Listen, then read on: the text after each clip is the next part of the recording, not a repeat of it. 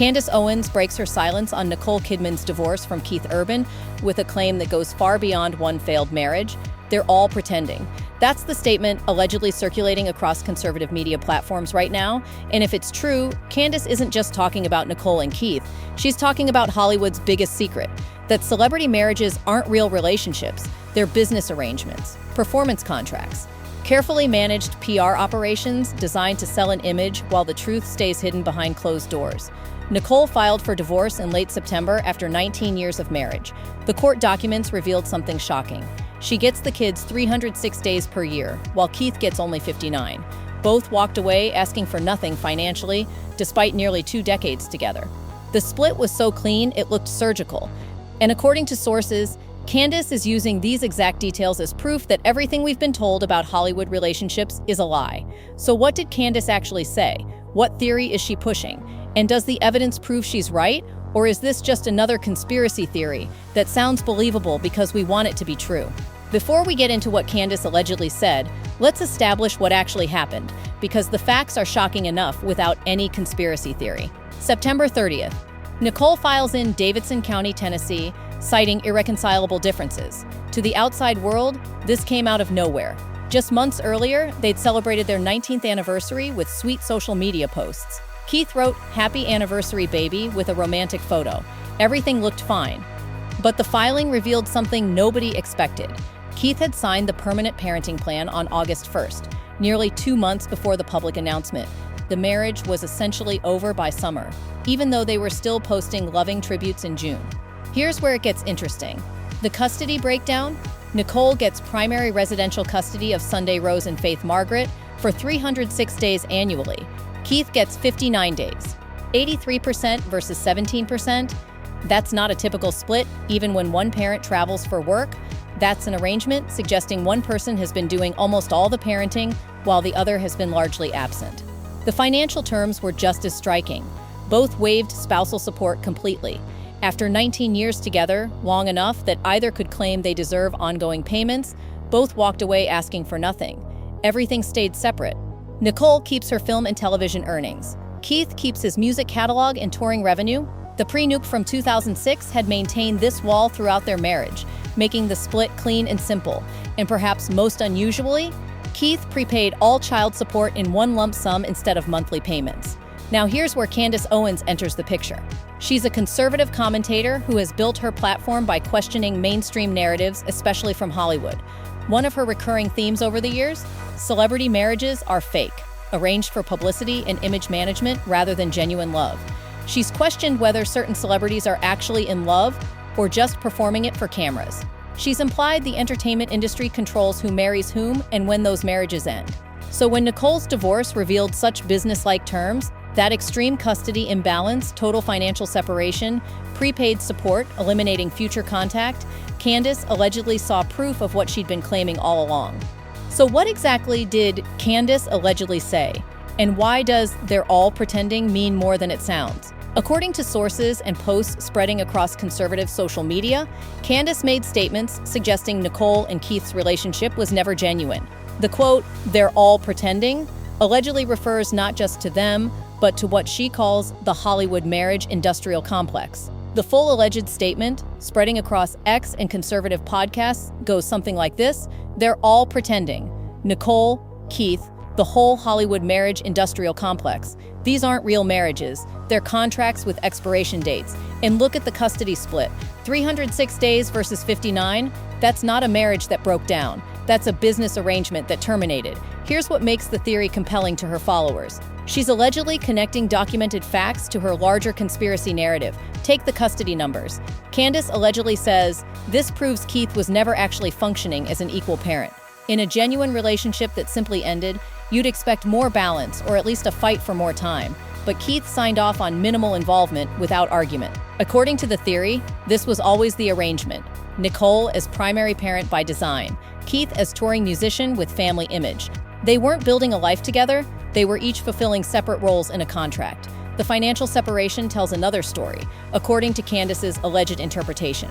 Both walked away asking for nothing after 19 years. Both kept everything they earned separately throughout the marriage. This isn't about protecting wealth, It's proof the union was structured like a business partnership from day one. In genuine marriages, people merge lives and build together. In arrangements, you keep clean books, so when the contract ends, dissolution is simple. Then there's the timing. Keith signed those papers in August. The announcement came in September, but they'd posted happy anniversary messages in June. According to the alleged theory, this shows calculation and planning. They performed the marriage publicly, while privately executing the exit strategy. That's not heartbreak, that's contract termination. Keith's prepaid child support becomes the final piece, according to Candace. Instead of monthly payments requiring ongoing contact and accountability, he made one lump sum and walked away. She allegedly says, "This is exactly what you'd expect in a business deal. Settle all obligations at once and terminate the relationship cleanly." According to sources, Candace is allegedly using them as a case study to prove that celebrity marriages at this level aren't organic. They're strategic partnerships arranged by handlers, publicists, and managers to benefit both parties' images and careers. When the arrangement no longer serves its purpose, it ends efficiently with minimal drama. To understand why the theory resonates, you need to look at details people noticed over the years, things that seemed odd at the time but make more sense if you believe the conspiracy. The wedding happened fast, June 2006 in Sydney. They'd reportedly met just months earlier at an event honoring Australians in Los Angeles. Keith said he was immediately smitten. Nicole's descriptions were always more measured. Here's what raised eyebrows then. Nicole had just been linked to Jim Carrey. Entertainment outlets spotted them together at events, suggested they were involved. Then suddenly she was engaged to Keith. The speed raised questions. Was this a rebound? Was she rushing? 4 months after the wedding, Nicole staged an intervention. Keith's alcohol abuse had reached crisis levels. He entered rehab for 3 months. She stood by him publicly, and he later credited her with saving his life. People wondered, she married him, then immediately had to save him from addiction. Was this love, or had she committed without fully knowing the man? Throughout the marriage, Keith toured constantly, 200+ days per year away from Nashville, their home base. Nicole filmed projects, but always returned home between jobs. They spent more time apart than together. Fans noticed this pattern. Nicole would post photos at home with the girls. Keith would post from tour. They came together for public events, red carpets, award shows, anniversary posts, but daily life seemed separate.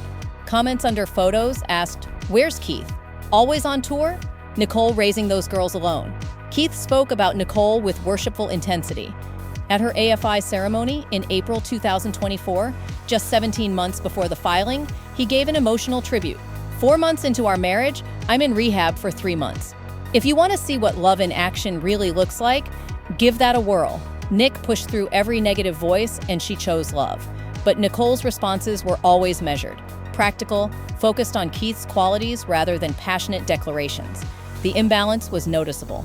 December 2024, just 10 months before filing, Nicole told The Hollywood Reporter, "We have breakfast together every morning and we have dinner. How do we do it? I'm kind of not sure." That's a strange way to describe a happy union. Talking about meal schedules instead of connection, admitting you're not sure how it works. It sounded like someone going through motions rather than living a passionate partnership. At the 2024 premiere of The Perfect Couple, Nicole was asked if the title applied to her and Keith. Her response, "You're heading for trouble if you consider yourselves the perfect couple. I'm not a believer in perfect." That sounded less like humility and more like warning, like she was preparing people for something. Looking back now, it reads like foreshadowing. According to Candace's alleged theory, these weren't signs of struggle. They were signs the union was functioning exactly as designed, as a public arrangement where both maintained separate lives and came together only when the contract required public appearances. If you believe Candace's alleged theory, the timing becomes the most suspicious element and potentially the strongest proof this was always planned. The actual timeline from court documents and public record tells a specific story. June 26, 2025, 19th anniversary. Nicole posts on social media, "Happy anniversary, baby," with a romantic black and white photo. Nicole shares similar sentiments. Fans flood comments with messages about relationship goals. August 1st. According to court documents, Keith signs the permanent parenting plan. This document gives Nicole custody 306 days annually, while he gets 59. This is the moment the union legally ends, though the public doesn't know yet. September 30th. Nicole officially files, listing this as the separation date. That timeline, anniversary posts in June, signed custody agreement in August, public filing in September tells a story. But what story? If this was genuine heartbreak, the timeline suggests Nicole was already planning to leave when she posted those anniversary messages, that she was going through motions, performing for the public while privately preparing her exit. But if you believe Candace's alleged theory, it tells something different. The anniversary posts were part of the performance contract. They had to maintain public image until the exit was properly planned and executed. Keith signing custody papers just 5 weeks after posting Happy Anniversary Baby wasn't betrayal, it was both parties following the script for how to terminate their arrangement professionally. According to sources discussing Candace's alleged theory, the 19-year length itself is significant, long enough to seem serious, but short of 20 years, which would make it seem legendary. 19 years says we tried, without raising questions about why now specifically. And several factors allegedly made this the perfect moment. The daughters' ages. Sunday Rose is 17, Faith Margaret is 14. They're teenagers, old enough that the split won't be as traumatic. More importantly, Nicole and Keith no longer need to maintain the stable family image for the girls' benefit. They've provided their daughters with the childhood they needed.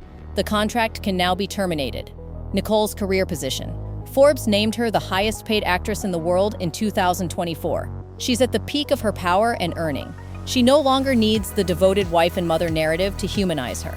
She can be Nicole Kidman, single powerhouse, and that's actually a stronger brand now.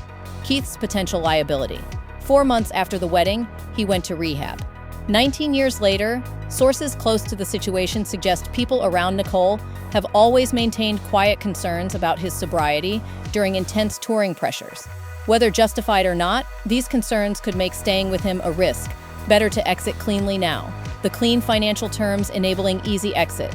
The prenup established from day one that assets would stay separate. This meant when it was time to end things, there would be no messy financial battles, no lengthy litigation, no public fighting over money. Just sign the papers and walk away. According to Candace's alleged theory, that level of financial separation from day one proves this was always intended to be terminable. Keith prepaying all child support in a lump sum rather than monthly payments is the final piece. It eliminates any future financial contact or accountability. It's exactly how you'd end a business relationship. Settle accounts and close the books completely. What evidence from their actual life together does Candace allegedly point to as proof they were pretending for 19 years? According to sources discussing her alleged claims, she focuses on documented patterns. Keith's High and Alive World Tour throughout 2024 and 25 took him across North America for hundreds of shows. This wasn't new. He'd maintained this touring schedule throughout their time together, regularly gone 200+ days per year. Candace allegedly asks, if Nicole truly loved Keith and wanted to build a life with him, would she accept him being gone more than half of every year for 19 years? Or does the fact that she tolerated constant separation suggest his presence wasn't what she needed? That she was comfortable with something that existed primarily in public appearances rather than daily intimacy? The court documents reveal the truth about parenting. 306 days with Nicole, 59 with Keith. That's not an arrangement necessitated by his touring. That's formalization of how they always functioned. According to court filings, this reflects the children's best interests, and both parties agreed. What does that tell us?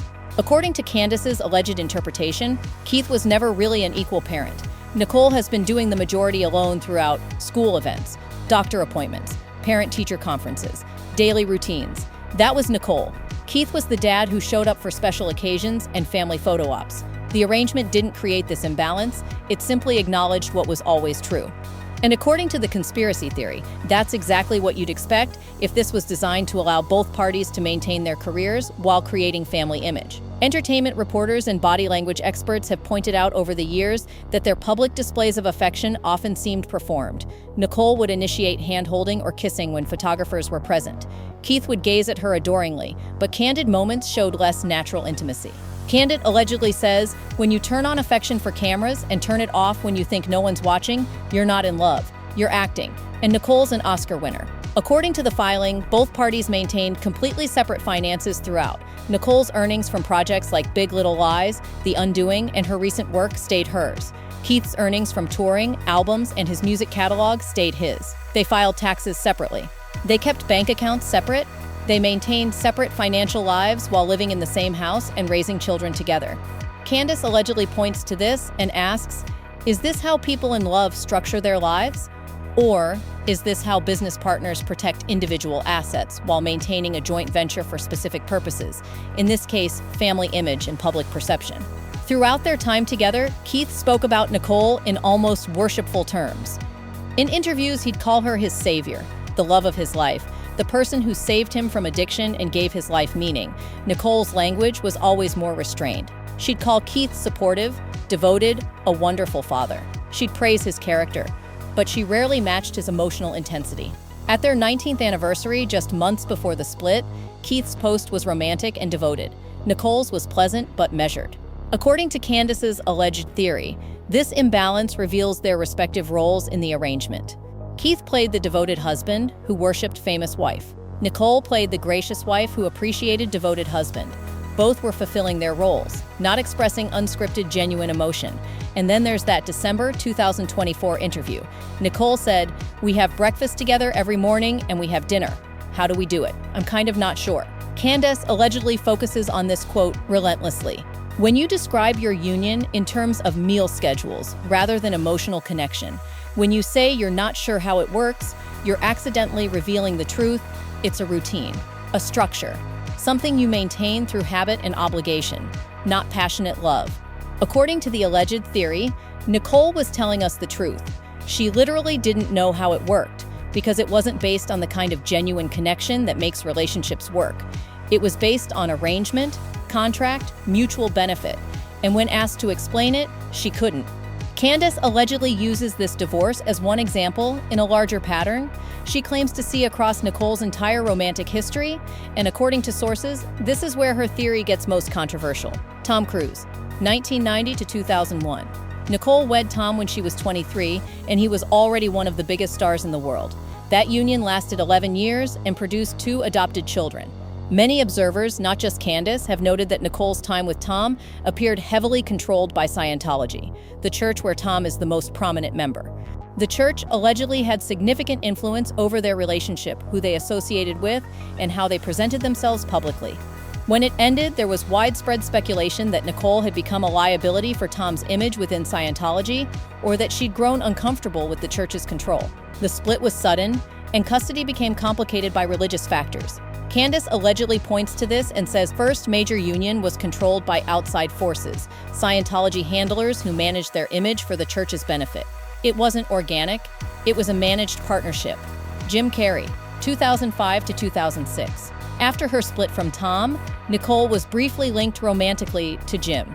They were spotted together at events in late 2005 and early 2006. Entertainment insiders at the time suggested it was getting serious. Then suddenly, around early 2006, that connection cooled. Months later, she wed Keith. Candace allegedly asks, why didn't things progress with Jim? According to the theory, Jim was too unpredictable, too philosophical, too unconventional to fit the image Nicole's team needed. He couldn't be controlled or managed effectively. So that connection was ended, and she moved on to Keith, someone safer, more manageable, willing to play the devoted husband role. Keith Urban, 2006 to 2025. And now we have 19 years that ended with custody arrangements, financial terms, and a timeline that all suggest calculation rather than heartbreak. Candace allegedly says, look at the pattern. Tom was a controlled relationship managed by Scientology. Jim was briefly considered, but ultimately too risky. Keith was chosen because he fit the exact specifications of what her handlers needed. Devoted, safe, less famous, willing to let her be the star, Australian like her for relatability, established enough to not seem like he was using her. According to the conspiracy theory, Nicole has never had an organic, unmanaged romantic relationship at the celebrity level. Every major partnership has shown signs of outside control, strategic planning, or arrangement. And if that's true for Nicole, Oscar winner, A-list actress, one of Hollywood's most respected stars, what does it say about everyone else? How many are real, and how many are performance? That's the larger question. Candace's alleged comments are forcing people to ask. Nicole isn't being singled out as uniquely fake. She's being used as proof the entire system works this way at the highest levels. Why is Candace allegedly promoting this now? And why is it gaining traction across conservative platforms? The timing serves several purposes. Concrete evidence from court documents. For years, people could speculate about celebrity unions being fake, but it was just theory. This divorce provides actual documentation, custody numbers, financial terms, signed agreements, timeline details. 306 versus 59 is a number you can point to.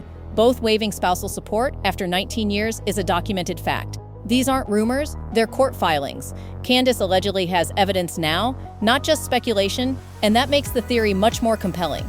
Conservative media wants to expose liberal Hollywood lies. Candace's platform is built on this. Her audience already believes Hollywood is deceptive and manipulative. This divorce becomes perfect content, proof that even unions that look perfect are fake. It fits into a larger narrative that conservative media pushes. Elites are lying to you about everything. If they'll fake their marriages, what else are they faking? Their political beliefs, their charitable causes, their entire public personas. Using Nicole is strategic because she's not controversial. She's not a political activist or outspoken liberal. She's respected, professional, seen as classy. If even her union was fake, the theory becomes more credible. It's not just messy celebrities with obvious publicity stunts, it's everyone at the highest level. Candace allegedly speaking about this now, after the filing is public, is safer than making these claims during the union. You can analyze a split with court documents. You can't be sued for discussing public filings. The risk of legal action is minimal because the facts are documented, and there's no risk of looking wrong. It already ended, so Candace can't be proven wrong about it being fake. Whether it was real love that died or a fake arrangement that terminated, the result is the same. The theory can't be definitively disproven. In conservative media circles, there's intense focus on elite control. The idea that powerful people in entertainment, media, tech, and politics are coordinating to control narratives and manipulate public opinion. Celebrity unions being arranged fits perfectly into that worldview. It's not just about two people faking love. It's about an entire industry system controlling who pairs up with whom, how they present themselves, and when those arrangements end. It supports the belief that nothing in Hollywood is organic or real. Candace allegedly using this divorce isn't just about one couple. It's about validating a worldview her audience already holds, that elites lie, that Hollywood is fake, that nothing you see from celebrities is genuine. Here's what we actually know versus what Candace allegedly claims. The documented facts. Nicole filed September 30th after 19 years. Keith signed the parenting plan August 1st, nearly 2 months before public announcement. She gets custody 306 days. He gets 59 per year. Both parties waived spousal support completely. All assets kept in separate names as designated by the prenup from 2006. Keith prepaid all child support obligations in lump sum. Financial separation is complete and clean. Candace's alleged theory. The union was a business arrangement from the beginning, not genuine. The custody split proves they never functioned as equal partners. Financial separation proves it was structured like a business deal. Timing proves the split was planned, not spontaneous breakdown. Nicole's entire romantic history shows a pattern of managed relationships. They're all pretending means the entire Hollywood system is fake. What does the evidence actually show? The documents do reveal something that functioned very differently from what most people imagine when they think of a 19-year partnership. The extreme custody imbalance, the complete financial separation, the clean break. These are unusual, even for wealthy celebrity splits. But do they prove it was fake? Or do they prove Nicole and Keith had an unconventional but real union that simply didn't work? Keith's touring schedule was genuine. 200 days per year away is documented. That naturally leads to one parent doing more parenting. Does that make it fake or just unbalanced? The prenup protecting separate assets makes sense for two wealthy people who'd both been in relationships before. Does that prove arrangement or just smart financial planning? Keith's excessive devotion and Nicole's restraint could indicate he loved her more than she loved him, an imbalance many genuine relationships have. Does that prove it was performance or just unrequited intensity? The answer is, the evidence supports both interpretations. If you believe Hollywood unions are fake, this proves you right.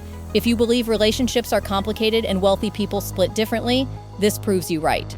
Candace's alleged theory resonates because it offers simple explanation for complex human behavior. But simple explanations aren't always true. Sometimes they're just satisfying. Candace Owens allegedly broke her silence with a devastating claim.